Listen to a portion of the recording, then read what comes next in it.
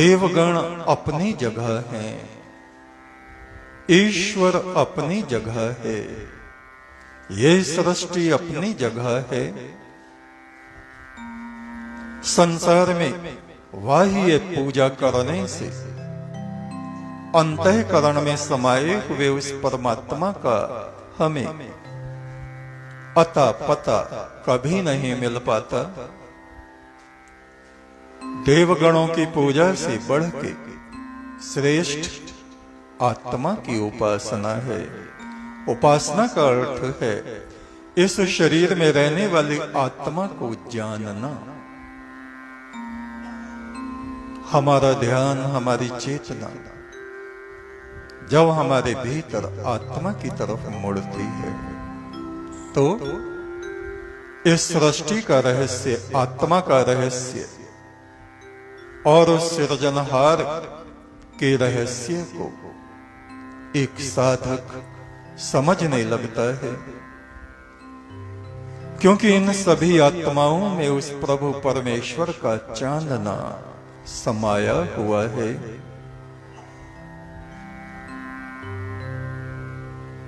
एक तू सच्चा, तेरा नाम सच्चा, सब में तेरा नूर समाया। नूर यानी ये उजाला, ये ज्योति सभी के शरीरों में किस समय हम देखने लगते हैं? जब अपनी अंतरात्मा में हम अपने भीतर उस प्रभु परमेश्वर के उजाले को देखने में समर्थ होते हैं। एको देवः सर्वभूतेषु गूढ़ः, ये प्रसिद्ध मंत्र हम कितनी ही बार बोलते हैं और ये मंत्र इसी उपनिषद में है। एको देवः, वो देव एक है। सर्वभूतेषु गूढ़ः, सभी प्राणियों में, देवताओं, मनुष्यों, पशु पक्षी में अदृश्य रूप से, रहस्य रूप से समाया हुआ है। वो सभी का अंतर आत्मा बना हुआ है। वो सबका साक्षी है, सबके संग संग चलता है किंतु मौन रहता है। हमारे कर्मों को वो देखता रहता है, हमें प्रेरणा भी देता रहता है कि हम पाप मार्ग में ना जाएं, हम निरंतर पुण्य पथ पर चलें।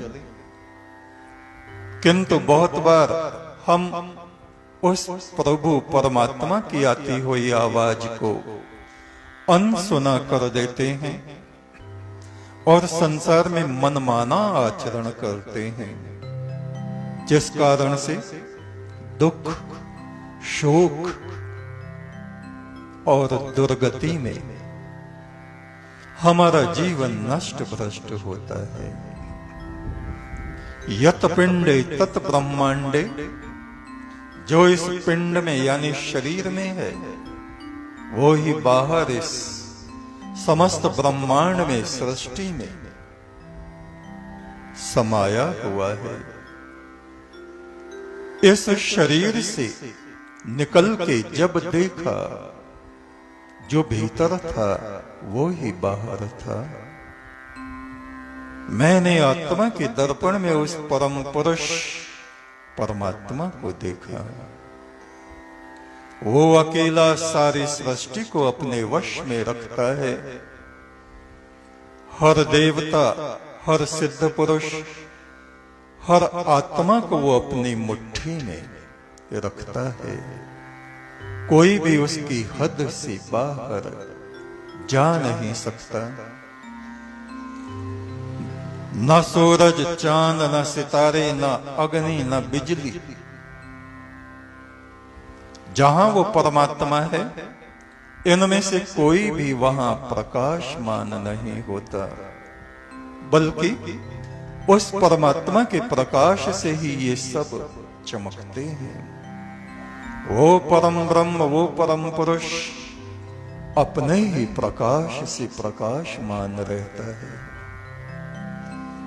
ब्रह्म रूप गुरु जब मिले तो आत्मा को ब्रह्म शांति की प्राप्ति होती है, अन्यथा जन्म जन्मांतरों तक ये आत्मा अंधकार में, अज्ञान में, अविद्या में, अशांति और व्याकुलताओं में भटकती रहती है, भटकती रहती है।